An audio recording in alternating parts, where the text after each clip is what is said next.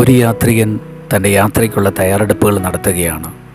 എന്നാൽ തൻ്റെ ലക്ഷ്യസ്ഥാനത്ത് എത്തുന്നതിന് മുൻപേ അദ്ദേഹത്തിൻ്റെ മനസ്സ് അവിടെ എത്തിയിരിക്കും.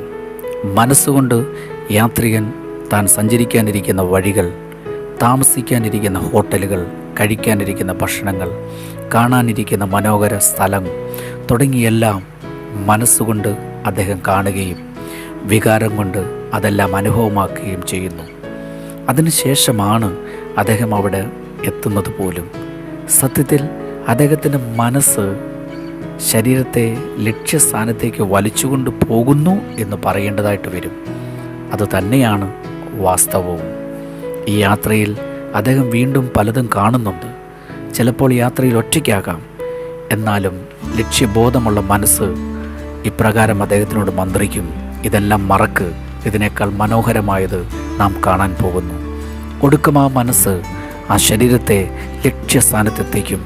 അതുവരെയുള്ള പ്രതിസന്ധി അദ്ദേഹത്തെ വിട്ട് മാറിയിരിക്കും. പ്രിയ സഹോദരങ്ങളെ, നമ്മുടെ അകത്ത് ഒരു ഇല്ലാതിരിക്കുന്നത് കൊണ്ടാണ് നാം പലപ്പോഴും എവിടെയൊക്കെയോ നിലച്ചു പോയത്.